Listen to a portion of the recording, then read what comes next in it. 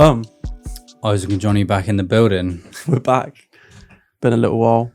Yeah, it's been like a month nearly since we've posted properly. But we have been doing a lot of our own stuff. Yeah. So we've been focusing on setting up our remote recording, kind of our software and our hardware, and getting all of that in place, and just familiarizing ourselves with that process and brainstorming ideas of how we can take this podcast and our content and the studio that we have and the equipment that we have and take it to the next level. Yeah. I didn't have a setup at mine, which now are perfectly set up. I've tried it out, tested, and done my own things and done my own TikToks and videos like that.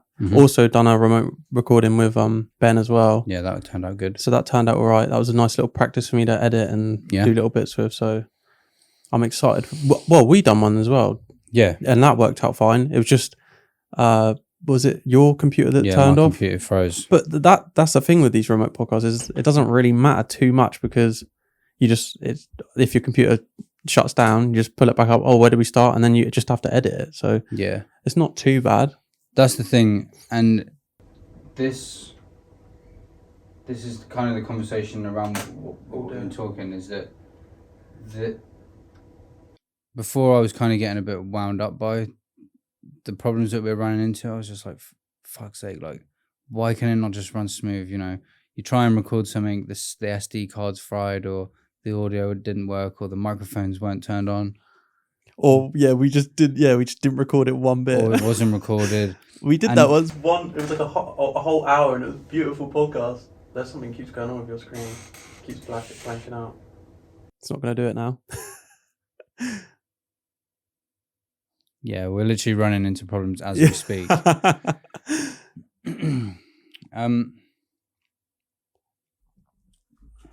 think it's fine. I think that might be just the cable that's kind of tugging.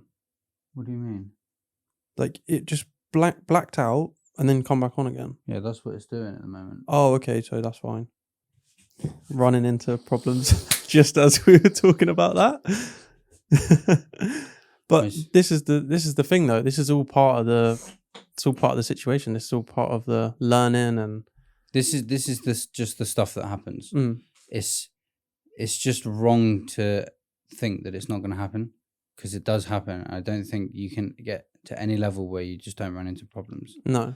The more bespoke that the setup becomes, the more specific the problems become, and the less support and guidance there is around it. And then you're really in the territory of, you need to just feel it out and trial it and see what works and what doesn't. And this is just the reality of it. Before I was kind of seeing it as a nuisance, but now I'm kind of seeing it more like a challenge that once it's overcome, then you know how to deal with it, and not letting it drive you mad, because there's been some mad problems that, like, you're literally spending 2 hours trying to sort something out that you just expected to not have to deal with. And then you got to watch 10 different YouTube videos. Yeah, it's never one YouTube video. Don't really explain it, or their problem is like a slightly nuanced difference. And this kind of leads us into what we want to talk about, experimenting, because there is no one size fits all for your life, or for how to react to situations. It's something that you have to try things. You've got to just jump in. Yeah, so that you actually have the experience of what to do when things happen. It's, you're going to fuck up. Things are going to happen that are unexpected. And I think I've been thinking about this, that there's literally an infinite number of things that could happen. The possibilities of what could happen in the next second are infinite. So don't expect it to be some way, because you're going to get disappointed. Yeah. And if it does, that's just very, very lucky. Well, like, what do you mean it's lucky? If it does work, if it works the way you want it to, fuck me. Yeah. Hit the jackpot. This is it. But then what do you actually learn? Well, nothing. That's the thing. If everything goes your way, then you're never going to develop that different understanding. That's why you almost have to just say, bring on all the things to go wrong. Because like once they go wrong, then you know how to fix it the next time. So you don't have to worry about these problems in the future. Like that's the thing. The quality of our podcast in the beginning is changing and we'll get better and better and better. And it's better we come across the problems now when on the 100th episode when Gary V's on and we're like having problems. You know exactly what to do. Yeah. And this is the thing. I think these problems don't go away. You just get better at dealing with them. And it's the same with everything, whether it's podcast or it's in work or it's with, cooking, you run into problems with, you're going to run into problems in every area of everything you do at some point. I think the main thing is to like not panic and just understand like shit happens. And it's kind of easier said than done. That recently I've been like, the last week I've been a lot calmer, but in the last few months, small things have started to really piss me off. Yeah, see, I don't really I think I've got all that on my system now, so that doesn't really affect me too much. Yeah, it does sometimes for me because I just find things frustrating, things that like, why am I doing this? What? But this is the thing, I've thought about it and I've been a lot calmer this week, started meditating again, and out of 4 days, out of 5 days, 6 days this week, I've meditated for 4 days of it. And I've generally just been a lot calmer in everything I've been doing, like not really listening to as much music or podcasts, just kind of being, not even in my own thoughts, just focused on what I'm doing at the time and not trying to think about this big to-do list of stuff to do, just focus on what I've got in front of me. That's what The Secret said to do when I read. I started trying to do it afterwards, but whenever I eat, like for instance, I've always got to have something playing. That's the thing, I've stopped that completely. Yeah. In The Secret it says like when you're eating your food, don't have anything around. Just eat it and like proper try and taste everything that's going on in your mouth. And like just really like be grateful for your food when you're eating it. So normally we got a video or a podcast or something playing when you're eating. I've always got something on. I sit at my desk with my PC in and put my headphones on and watch something. I stopped that about 2 weeks ago. Just completely not allowed. What do you think's been different? There's not as much noise in my head. And when I'm thinking about things, I'm thinking about them much more clearly. And it's made me feel calmer. The thing about feeling calmer is that you're not so agitated. When you're agitated, when you lose things and you're agitated about it, it makes you more and more agitated. It's like it easily just spirals out of control. If you're calm about it, you think, oh, well, it's gone then, isn't it? It's like, fuck it. Yeah. But when it comes to dealing with normal things, I'm just more focused on it at the moment. I'm just there. And my thoughts are just clearer. I've noticed a big change in you in the last couple of weeks. Especially where you've got this your sleep cycle back on track, because you're up in the morning doing bits and then you might have a little nap in the evening or whatever, and then cracking on and then we're kind of on the same wavelength, because anything after, I don't know, 5 o'clock, it's kind of like, tired now. Yeah, that's a good thing. This is where I've been experimenting. So I wanted to see if my idea that I had short bursts of productivity was actually true. So I wanted to write down, I basically kept a diary of this week of what time I woke up, what time I ate, when I would work, and what times I started feeling tired and didn't feel like working, so that I can start to work at the times where I feel like it. Because if I don't feel like it, I just won't do it, or I'll put it off and postpone it. And it's not like these things are pressing issues that have to be dealt with right now, so it's not too much of a bad thing to say I'll do that in the morning. There's not really a rush to do a lot of the tasks that I actually have to do. So what that's made me realize is that I do get bursts of productivity, but it's not once or twice a week like I thought it was. It's for some period every day, and it's normally in the morning after I've done a 40-minute bike ride and then eaten afterwards every morning after, like, as soon as I've woken up. And then I've had a shower and meditated and then started work. And before, it was like wake up, scroll through TikTok for 35 minutes, look at any emails while I'm still in bed. And I've realized that eating makes me feel tired. As soon as I have my lunch, like I'd work for 2 hours, go to the gym, then have food, and then I'd fall asleep for 3 or 4 hours. Just there was no way I was staying awake. It's not possible. Yeah, I'm like that after I eat as well. If you have like quite a big meal, then you're gone. But if I stick to something like yogurt with some oats and stuff, it's fine. I can sort of crack on. That's the thing. I've been eating lighter meals as well. Yeah. Sorry? No, go on. Oh, I don't really feel tired that much anymore at work. I think it's really because I have just been cutting down on working on my food schedule and eating I just eat the same lunch every day at work. This thing about productivity is I thought before that the short bursts of productivity that were few and far between was better than some consistent, concerted effort.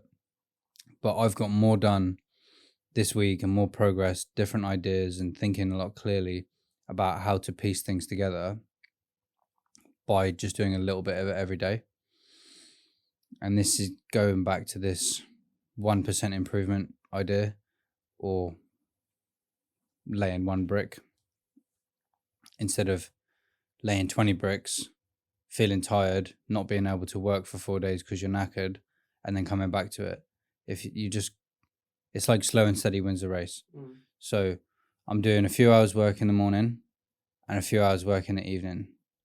And overall, I'm probably doing like 4 times more work than I was when I was doing a lot of work in one go and then needing rest. For me, I have to do a run. So say my normal day at work, I've got to go to work. I find now, I was doing my runs in the morning, but now I like it more in the evening because I can do longer runs, because I was only doing a 2K in the morning. But if I can do that in the evening, I can do the 5K, and then I do anything that I need to do around the house, like just one thing. I'll just pick one thing, like a bit of washing up, and then I can crack on with everything else, because otherwise I do nothing. So I have to do that run and then do something that I need to do, and then I'm really motivated to do that thing at the end, and it excites me. Otherwise I get in and I'm like, scroll along on TikTok. And the thing about me, I've been off recently since Wednesday, and I've had stuff to do, so I've got on and done that stuff, but I haven't done anything else. I woke up and did a run this morning. That was the first time I run since Wednesday. But when I've got a bit of time off, when you get up every day, you're like, I'll just stay in bed for a little bit because I can. But then towards what usually happens, towards now, I'll be getting up and I'll be running, and then I'll get into like a routine again, and then I'll have to go back to work. But that kind of gives me a little thing of what life would be like when I don't have a job, or my job isn't what I do now. Yeah. So it's quite nice. But yeah, this little time makes me think, yeah, okay, I can crack on, and I would crack on. But yeah, for me, it's that run. It's that doing something that I need to do and which is productive, and then doing something, and then I can do my work with videos and all that bits. Yeah, it frees up that time for you to do that. Or it makes you feel motivated to do it. You're not tired and stuff. Exactly, yeah. That's the most important thing. It's about grouping the work that you're doing or ordering it in such a way that it allows you to get all of it done. Because if I eat straight after the gym, I'm going to sleep. Like, if I go midday and I've been awake since 5 a.m., that's what I've been doing. My Monday to Thursday is 5 a.m. waking up, going to sleep about 10:30, 11, cycle, work, blah, blah, blah, and then I'm going to the gym at like 10:30, and then come back about 12, eat, and then I was literally sleeping till 3 or 4 o'clock. And then I'd wake up and I didn't feel like doing anything else. I just didn't feel the motivation in the afternoon because I just felt tired. And I also felt not as energetic in the gym after doing all the days with the fasted cardio. So that's the kind of thing I've been noting down. And then I'm going to start split testing it. And I say, okay, this week, I'm going to try this part differently, and then start changing elements of it over the next few months, and then try and work out a system that works for the work that I need to get done and makes me feel energetic and rested and healthy and everything like that. And then alongside those changes, it's been a serious cut in the bad food I've been eating. It's basically been salmon and salad and oats and protein shakes and stuff. Like 2 days, like I had a chocolate bar today and like 3 days ago. But like from having it every day and having shit food every day and just eating whenever I felt hungry and not having any kind of, no, I'm not doing that. Now that I've kind of got a reason to, because I'm trying this out and I'm changing my sleep and stuff, I can feel the difference immediately of just not having sugar, and it's the weight that I've been losing. It's just dropping off of me, and it's helpful. So this is coming onto the sugar thing, because me and you both have been trying to cut out the sugar. This week's just been horrendous for me. I'm pretty much just not even bothered. Really? Yeah, like from Wednesday, it's just been shit. I picked my granddad up. We went out. I got some food and stuff, and then ended up having some sugar. Jumped on the shortbread. My uncle brought back some chocolate, and I was like, all right, then I'll have a bit. And then, as soon as you have that one bit, you just can't stop, and it's just like tea and everything's just going down, and then you end up feeling like shit, and you're like, oh, fuck's sake. Today I had a donut. I'm like, what am I doing? Like, but this is the thing of what we've realized with sugar. It's like it releases the same chemicals in your brain as it does like cocaine and heroin. Yeah. So it's like hard drugs. Same as hard drugs. So, and that made it click in my head because I've already been through addiction, and addiction doesn't just stop straight away. So whatever you're trying, whether it's sugar or whatever, you have to allow those times to come back to it, because the first thing for me is, can I do a week? You do the week, and then can I do the second week? You try the second week. If it doesn't work, doesn't work. But just sort of try get that. Is it incrementally? Yeah. And then slowly wean off, and just when you go back, don't think, oh, that's annoying. Just think, concentrate on that 1 week that you did do. When I do that, and I've done that with every single thing I've tried to stop. Caffeine as well. Is you do go back to it, and in nearly every case where I've done it, it's made me realize why I wanted to stop doing it in 100%. The first place. Whether that's like eating weed brownies or caffeine or sugar or ketamine, whatever things that I've done in the past that I've said, right, I'm going to stop this now. And then it's been 4 months and I think, yeah, I could have a bit of cat. Go on then. And then you do it. And then you're like, fuck me, I've realized why I stopped doing this now, because it makes me feel like this. This is how it makes me feel. And this is the thing about experimenting, and sugar is just one component in this. It's been helpful. I hadn't even thought about stopping sugar, and then you said I'm going to try it, and I thought, yeah, I'll try it as well then. And it's just been interesting to see the differences, and just feel what is the difference, you know. It's also interesting to see how much shit it's in.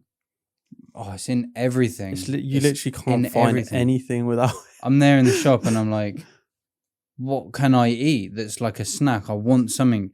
And I ended up getting bagels and doing just peanut butter on it. Yeah. And then you told me don't eat bread. Because it's basically sugar. Yeah. Your body processes it in a similar way, you said. Yeah. So it's like, right, what? So I got these protein pancakes that don't have any sugar in. And then I haven't stopped eating fruit or honey. But I wouldn't say that sugar, like, it's in so many things you can't say, oh, I don't crave sugar, because the one thing I've started to realize, so I've been in quite a habit of just going out and going to cafes and going to restaurants and having lunch in different places, and, you know, I don't normally get coffees, but I'd get like a decaf coffee or like a herbal tea, have some food, and like I'd not been drinking milk that much, and I had a decaf latte the other day. I felt sick as soon as that milk passed my lips. I was just like, oh, I had like a little swig of it, and I was like, where I've stopped it, I'm sensitive to it now. Like, bananas taste so sweet at the moment, even after a week of not really having any sugar. And then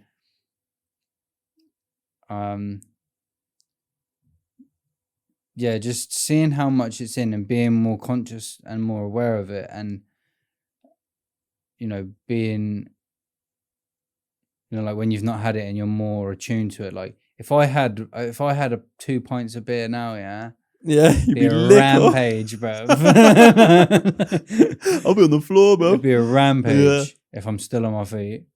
Rampage. So as you stop these things, you become more sensitive to it. And this is where, like music, I go through these periods where I can't listen to music with words in it. I start listening to like liquid drum and bass or classical, or it's normally like drum and bass, and like chill type beats. And I'm in that stage at the moment. If I put any music on with words in it, I'm just like, fucking turn it off. And then instead of listening to a podcast, like being plugged in like 6 hours a day and listening to all sorts of podcasts, I'll do it when I'm not doing anything else. When I go for a bike ride, there's no headphones. Like, I don't even really like taking my phone with me, but I just want to track the distances I'm doing so I can look at it in the week. And yeah, the other thing so I've been making these videos that I want to start putting on Open Minded YouTube. And one of the things that I come back to this same point in everything that I talk about, whether I'm talking about dealing with people or I'm talking about money, is that to get good at things, or to start succeeding or start seeing good results, there's no magic involved. There's no magic trick in, for example, handling money. It's literally just like a straightforward process that if you just follow it and you stick to your plan and you stick to something and you do a little bit every day, you know, it will happen over time.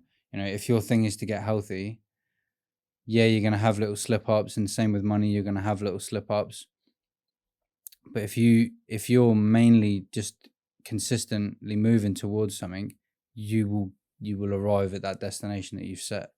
100%. There's no magic. It's just like this podcast. Yeah. We had an idea and we just stuck to it. and just kept adding and adding. Just like that starting process as well. Just get started with it.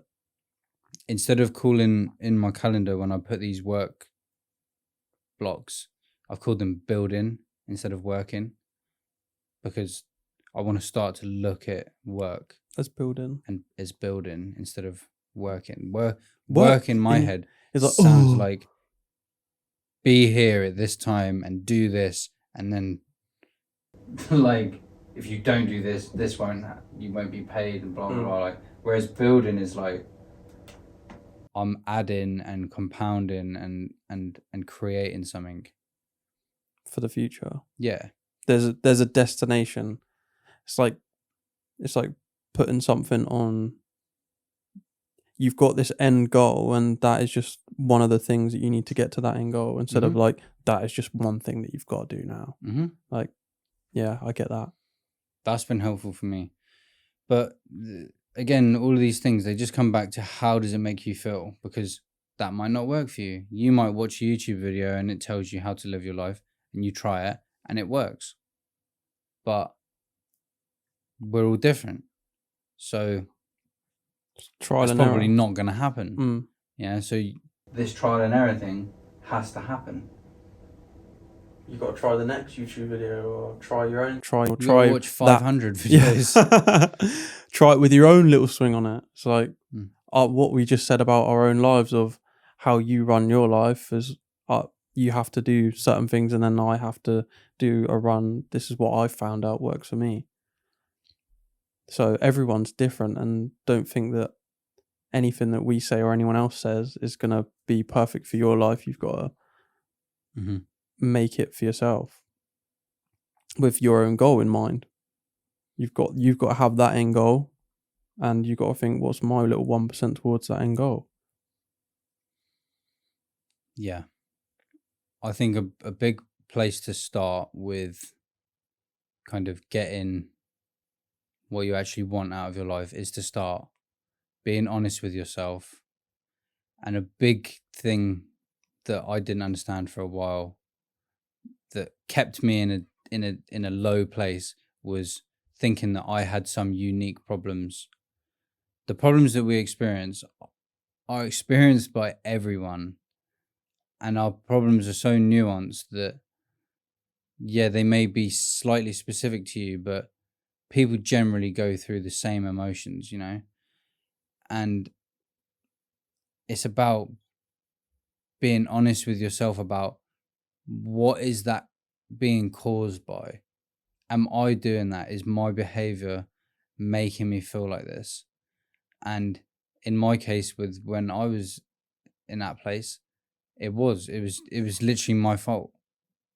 But it was not my fault because there was something wrong with me. It was through lack of understanding and guidance that it took longer just to come back around.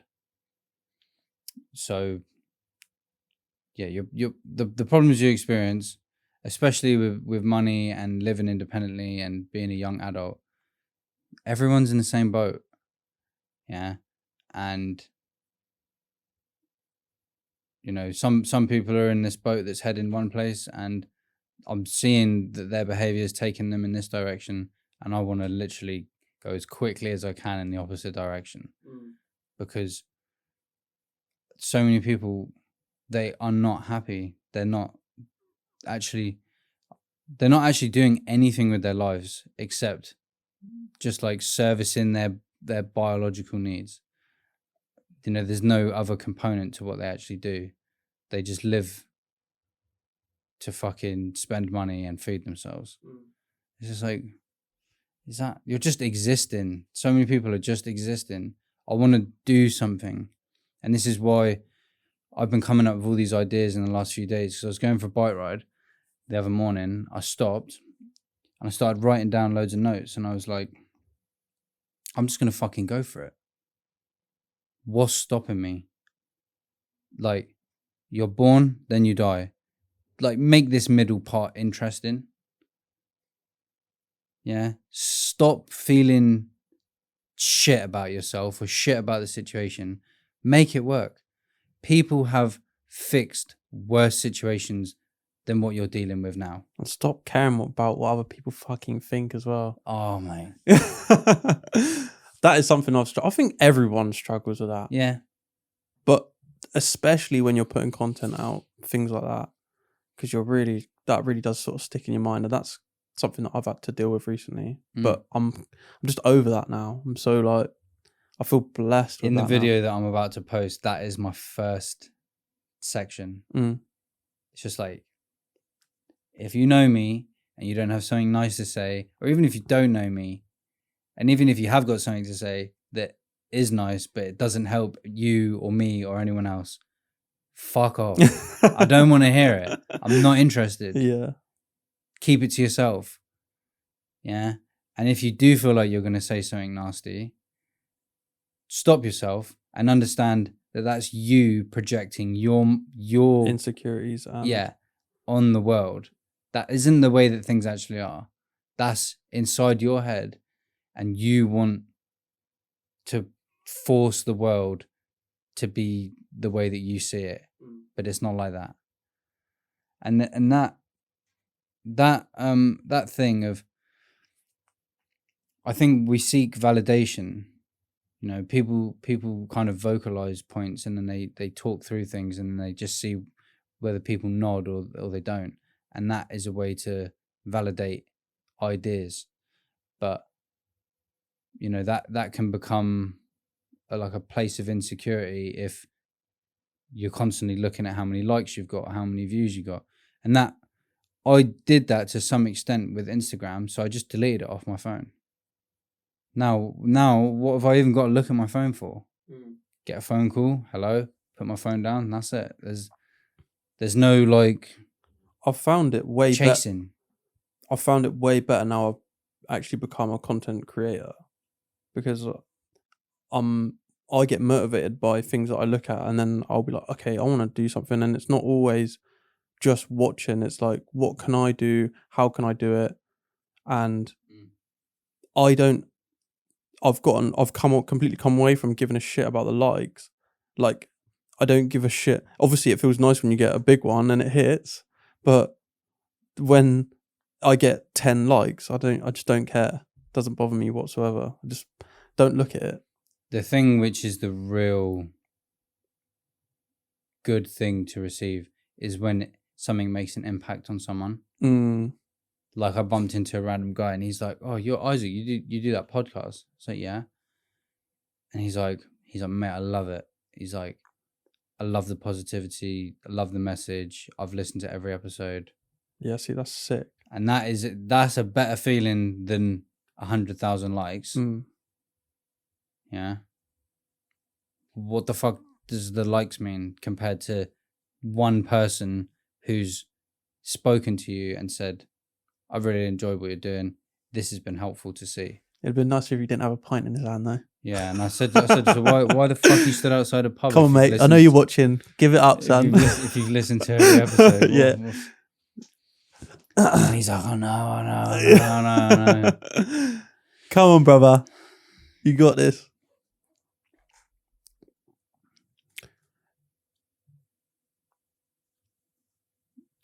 So this is a good point to lead on to, sorry. That communicate without feeling embarrassed. What we just said, this shit you run into happens to everyone. Don't feel like you failed by asking for help. You should ask for help. I used to do this all the time, and I've got quite a good story about it, actually. When I was 19 or something, I went to London with my auntie, and she was like, "Oh, come and work with me for a bit," because she was giving me a bit of work here and there. She would pay me like, it was stupid, but I had it all set up on my computer. She'd ring me up and she'd be like, "John, I'm out. Can you do something for me?" And I was like, yeah. I just had to sign up a client or whatever. And she'd run through it with me on the phone, and then she'd pay me 50 quid for like 20 minutes work or something. I was like, "Sam, that's lovely." Anyway, she was like, "Come to work with me in London," and I was like, "All right, I'll come to work." And then she's just saying little orders for me to do, and I'm like, I have no fucking clue what I'm doing. I'm with a whole office of people, and it's like, she's like, "Ring that person." I'm like, "Okay." And I'm like, but I don't have a clue what to say. But I'm just sort of sat there like sweating my tits off, like, what the fuck do we even say? Like, this is like just too much for me. I don't know what I'm doing. But if I would have just said like, what do you want me to say? Like, can you just run me through what I want to say? Or how do I do this? How do I do that? And like, just because I was in a room with like a few people, it was like I had to feel embarrassed or something. It's just like, if you don't know anything, it just doesn't make any sense when you look at it from a third person perspective. But don't be afraid to like ask someone, can I do this? Can I do that? Because it saves you a whole load of embarrassment when you get it wrong. And that's something that I've just done for so long now, which I've got way better, and it's been quite a while since I was like that. But I'd always just, even at school or anything, I'd just be like, I'm not going to ask. I'm just going to try do it on myself. And it's just like, do you know how much time you can save? You just fucking ask. And that's what the person's there for anyway. And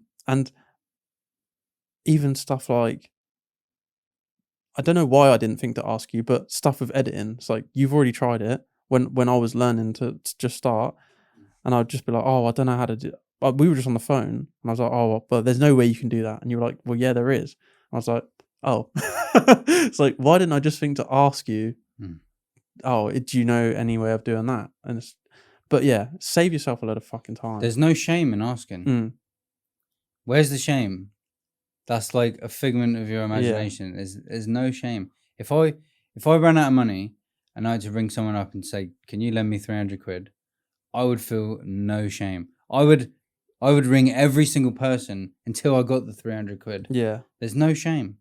I don't care if I'm asking. I always ask people for help. Always. You don't have to do this thing alone. Other people are there and you can tap into their experiences and their knowledge and sometimes what they have. You can tap into it. You can learn something from everyone. Don't think there's anyone that you can't learn anything from. You can always learn from people. Whether they've got experience or age or different perspective. All of those things, they contribute to changing your perspective. That's the main thing, is that everyone has a different perspective. But fucking hell, asking for help, I wish I knew how to do that when I needed it. I wish I knew how to do that. I didn't know how to do it. I'd never asked for help. Yeah. I didn't even realize I could. I remember the day I realized I couldn't pay my rent on my first flat, I was like, right, well, that's it. I'm moving out. And then I messaged the guy. I said, look, it's gone tits up. It's all come on top. I can't pay you. I'm going to move out. Blah, blah, blah. He's like, okay, I'm going to come around and see if any work needs done in the place. Blah, blah, blah. So you can come around and have a look, mate. I can't afford it if there is anything that needs doing. And I literally emptied the place that weekend and went and stayed on my mate's floor for 2 months. And then after those 2 months, I went and stayed with my dad. And my dad hadn't paid his rent for 3 months. And I was like, right, so me and you, in like, obviously he's like 57 or something when I was 18. And then I'm there. The day I realised I can't pay my rent, I'm out of there. And this would have been around similar time that me and him hadn't paid since. He's chilling.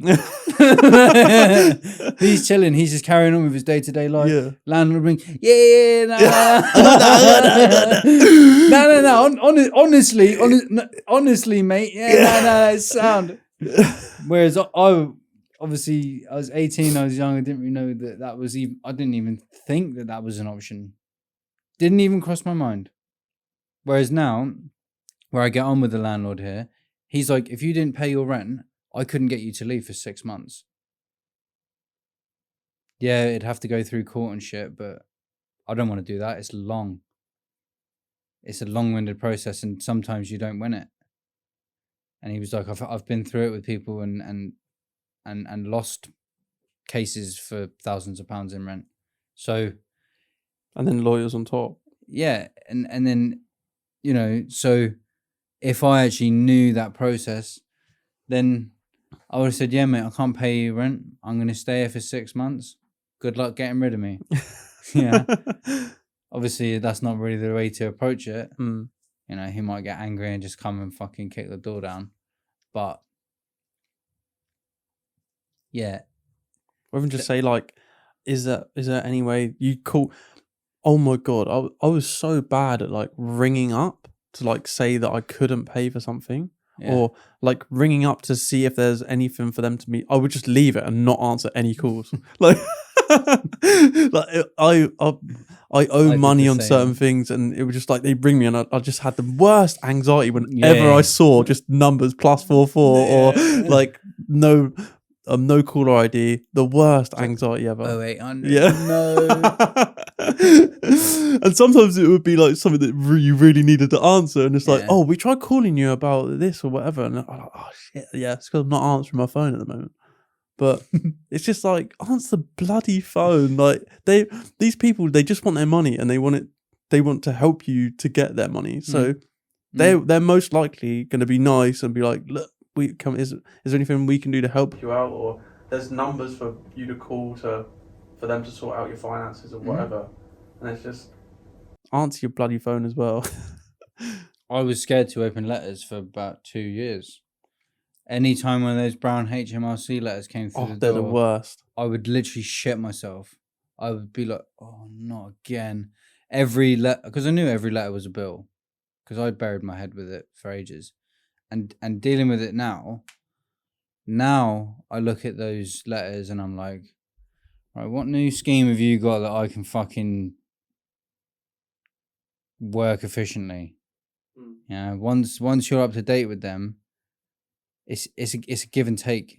You don't need to bury your head in the sand from HMRC, because they just want to get paid what they're owed. And you know, there is some asymmetric information where HMRC won't necessarily tell you about all the things that you are entitled to, and you need to get an accountant for it. But you know, they got a business to run at the end of the day. If you've got a business and you can pay for an accountant, then they'll help you. And when I got an accountant to help me first time, I had no money and I owed HMRC $3,000, but more than that. And it was for years of not filing self-assessment for my self-employment. And I spoke to an accountant, and he walked me through the exact process of what I needed to do. He helped me file the late returns, and he told me who I needed to speak to appeal the charges. Did that. Took me about fucking a week. And then I got a letter back a couple of weeks later. Yeah, you don't know us nothing. The charges are written off. And I was like, what the fuck? I was like, I've literally been like so scared of these letters for ages. And it could have just spoke to one person for help. He sorted the whole thing for me. Didn't even ask me for any money, because to him, it took him 20 minutes. He spoke to me on the phone, then I met him in his office. And that was it. And I had one more question on email. He sent me back what to do, and that was it. And I honestly spent nearly 3 years worried about this debt. And I could see it piling up, and I didn't know what to do. And it's like, fuck. He literally told me exactly what to do, and it was done. So it just shows there's ways to deal with things skillfully.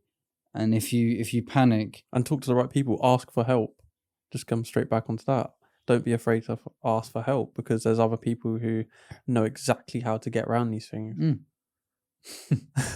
Mate, it's fucked. The I don't know what I was playing at and why that period I didn't know how to ask for help.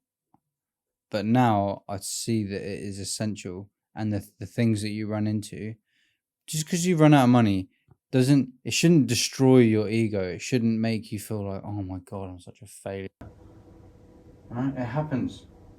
It happens. And it's all part of the process, isn't it just makes it even more sweeter in the future when you finally are up together and everything's like how the thought of you being that age, going through that, and then how you feel right now, secure, and everything gets paid, and you're on top of everything. When you can look back at that and think, oh my God, look how fucking far I've come already. And not to mention where you're going to be in the future. Yeah. Look at how far you've come now in this short amount of time. Yeah. Such a massive sense of achievement, which you can't really beat it.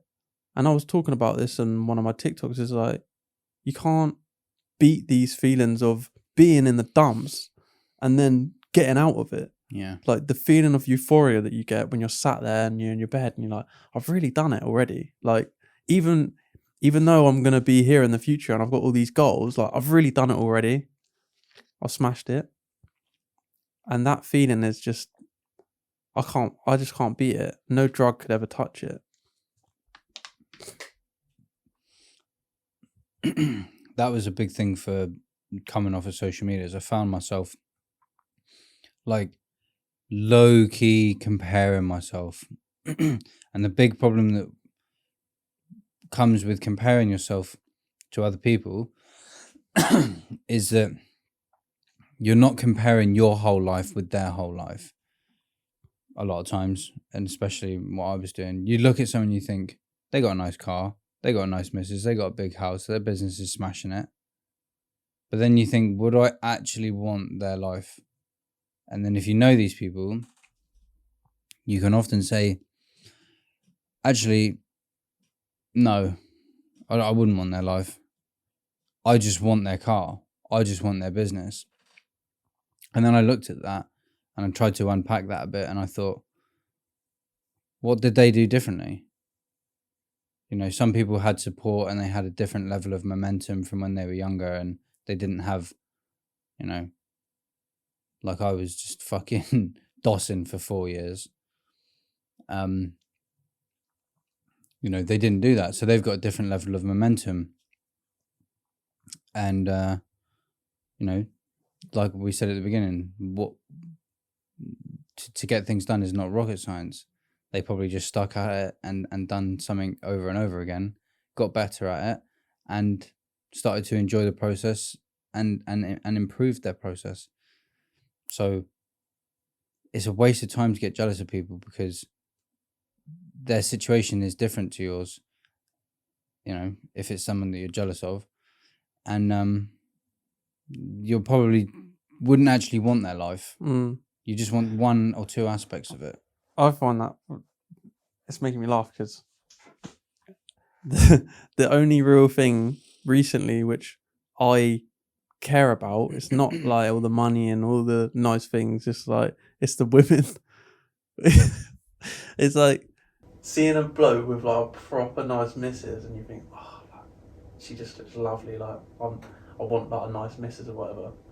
And then when you actually deep it, it's like, she's probably absolute ag. Do you know what I mean? Like Nightmare. Just an absolute nightmare. She's probably asking for all this money and all these clothes and I want this, I want that, and she's probably never happy. I mean, I'm probably generalizing. There's not all women who are like this. Do you know what I mean? But when you think about the possibilities of how that girl could be, it's like, okay, like maybe that's not for me right now.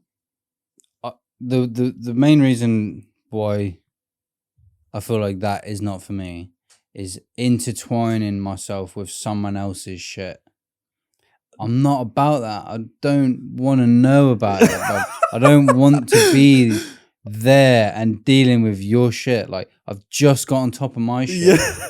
I'm just about on top of my own thing. It's taken me fucking ages. Running on the cliff edge and that. And I heard a thing about, this is a big generalization as well, but there was this guy talking, and you know those guys that talking in their car and they're giving that life advice on TikTok, and he's like guys, he's like, these women that they keep tabs on you and they keep in check and they would like your pictures, but like they never do anything.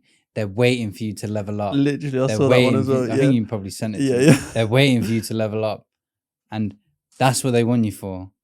So when they come back around, don't be saying, oh, you weren't fucking with me when man was in the Honda. Yeah. Like, just use them exactly the same as what they goes the exact same way. Yeah. And I feel like that. And I feel like that's how it is. That, like, if that's just how it is, like, how are me and you going to change that? Yeah. That's like a feature of reality and relationships and the male-female bond. You know, I don't know. Is that how it is? If it is, like, what the fuck can we do to change that? Nothing. Obviously, these situations are nuanced and they're unique. That is a generalization. But you can generally see it happening. Yeah. I've seen it happening. It was one of the things that I said about when I made that conscious decision to, like, right, I'm turning my shit around now. And I made a little list of, like, these are the people who are closest to me now. Anyone who comes in from this point, I'm going to be skeptical of them because I want to try and understand what they're looking for. And it happened with so many people. When you're going to parties and you're like that with the bag, yeah, and the drinks and everything, and you're sharing and caring, Where's everyone's around you, bruv. Everyone's there. And when you're not doing that, who's ringing me? None of the people that was chatting to me or girls that I was chatting to when I was doing all that speak to me now. No one, bruv. And everyone wants to be your mate when you're that guy. Everyone wants to be your mate. And this is, as unfortunate as that is, it's true. And that's my experience of it. And when I went from being some fucking recluse to being this guy that was sharing everything at parties, I saw the difference in the people who wanted to be friends with me. And I look at them people and I just think, I'm not interested in you. I did that with you because I was broken. I was fucked up. And that's what I thought was going to fix me. And that's what I thought was helping me. And I realized that you're just an even more of a drain on my life. Yeah. So, it's important to understand these things and actually, like, clock these people around you as well. And choosing how people react. Choosing your circle is like the biggest thing as well. I've had to distance myself from so many people because my lifestyle was just drinking and my life would revolve around that. So I had to distance myself and even just talking to people, like who do I talk to on a daily basis? And all the people I talk to are on the same kind of wavelength, and everyone who isn't and is still on that same path as on the drinking path don't really bother with me that much. And they'll message me sometimes and like, oh, we should do this, we should do that, but it's never like, no one ever like says this is a date when we're linking up or whatever. And yeah, so changing that part of it, of your lifestyle and who you have around you, is massive. You got to be quite strict with your circle. But once you start on your own path, I feel like your circle kind of chooses itself. Yeah, it does, but you can let the wrong people in. You can let the wrong people in, and there's one thing that when you start doing well, people get fucking jealous. It's a fact. It happens. It's unfortunate. It's sad.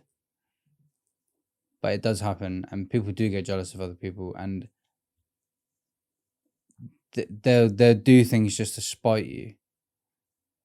Like I've been around loads of people that are like, they work like minimum wage jobs, and they might get a little bit of benefits on the side and stuff. And I know when these two people fell out, because they've had all these conversations at work, one of them reported the other one for getting benefits and being paid in cash in hand, and they've called up the benefits office and said, this person's getting cash in hand, yeah. and they're claiming off you. And then the next week after this person wasn't working with them anymore, they're now getting their benefits cancelled. And it's like, wow, this is what people do. Doesn't affect your life at all, whether or not it's right or not. Like, keep your shit to yourself. That's perfect. That's another thing. You got to keep it close to your chest. My uncle, he's always said to me, there's so many different things he's told me, which is always sticks with me. It's like, what's the hardest thing but the easiest thing to do? Keep your mouth shut. Like, it's such a hard thing to do because sometimes this shit just blurts out, but it's so easy when you think about it. It's like, keep your fucking mouth shut, and like things will go well. You won't tell certain people things. Like, choose what you say, think about what you're saying before you say it. That's something that I've been working on recently. I try not to gossip too much anymore. I don't mind gossiping in like a tight circle of people who I know I can trust, but outside of that, I don't really. Do you know what I mean? I keep out of that. And yeah, what's the other one? Don't breed up a coot. What does that mean? Don't breed up a slag. Breed up a slag. Oh, don't. Okay. Don't have babies with a bird. Yeah, I mean that goes without saying, doesn't it? Breed up a coot. Yeah. Oh, I love him so much. He's so fucking funny. That's a good one. There's a lot of these old school values that these guys that are like our dad's ages, they come out with things and you think, actually, yeah, I'm starting to see that. You've said that so much about your dad recently. Like, he's been right He's always right. He's got such a good... Like, we'll be sat there, nothing's going on. He'd be like, those two are undercover coppers. We're just sat in a restaurant. I've turned around. I thought, yeah, actually, they do look like feds. And he's like, son, they're coppers. He's like, if there's one thing I know, son, it's crooks and coppers. That's all he knows. Fucking gambling. All I know is crooks and coppers. That's all he knows. And he's been around that. Do you know what I mean? He grew up in fucking East London from like the the 60s in East London. That was like where is there more crime? Where was there more like a tight-knit community that always knew about that type of thing? And the people that he's been around, and he's always like, there'd be nothing going on, and he'd look over his shoulder and there'd be like a man and a woman. We're in Italy, we're in Rome, and he looks at this man and woman and he's just like, they're up to no good. I was like, what are you going on about? He's like, son, I promise you, son, they're up to no good. And I was just like, why is that even relevant to your life? Like, why do you give a fuck? Like, what these two people walking past you are doing? He's like, no, I'm just making sure I know what's around me and that. So, all right. But the things that he's told me, he explained a lot about money and the way that this system actually operates and what our part in it is and all of that from a young age. Like, and he talked to us about money and he talked to us about banks and things like that and authority and this is why I've kind of always had the way that I see money and authority is that it's like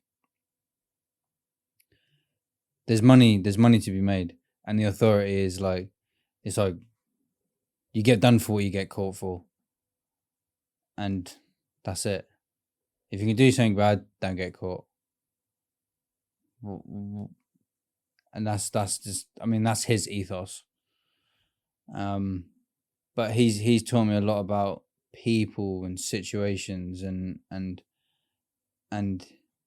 he's got a lot of experience in weird little predicaments. And you know, when I've said things to him, he's like, I'm glad you turned out the way you did, son. Like, you've understood the right things. Like, he's street smart, put it that way.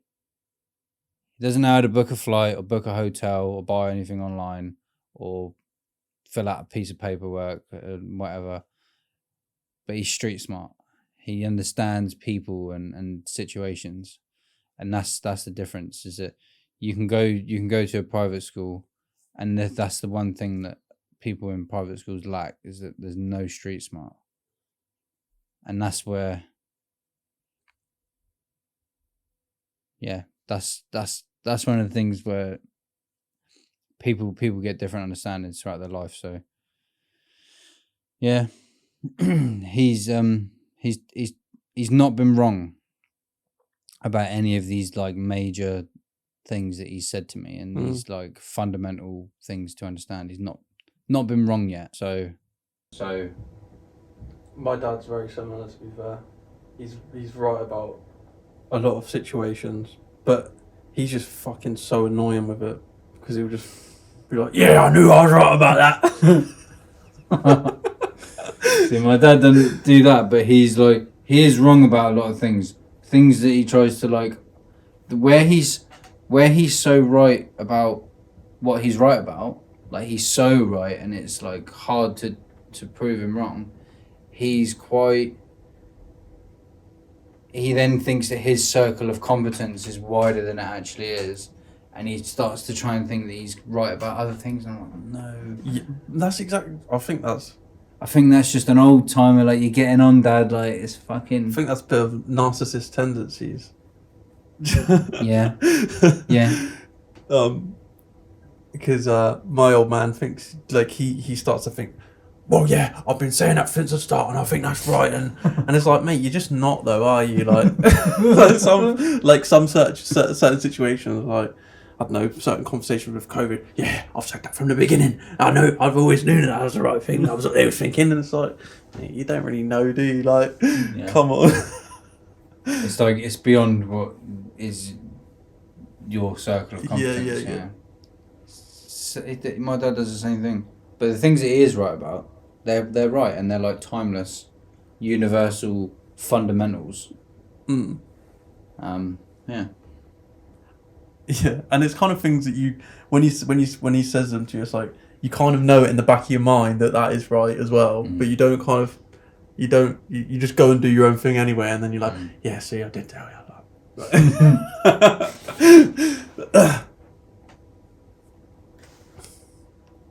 How's that?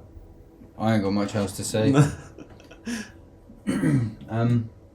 Well, we're talking about the podcast, where we're going with it. Yeah, so we are looking at upgrading, serious upgrades. We basically, at the moment, we have got a lot of equipment that is an asset, and 90% of the time, it's just sat here. We've got a good space. It's a tucked away space where everything is, and a new part of the flat has just become free. So the idea that I've got is to put a photo studio into the second room, and then we've got a podcast studio and a photo/video studio, and each part of it can be rented out, and we can use the equipment anyway for our own content creation, and in the downtime it can be used to rent out. So it's additional source of income. It covers some of the costs on the flat, and we're all interested in doing content creation, so it gives us the best equipment that we can start just cracking on with things with. And I mean, we're halfway there. Yeah. If anyone wanted to come in and do a podcast with no video, or bring your own camera, then it's ready to go. Yeah. So we're ready in that aspect, but there's just more things that we want to make that next level up now.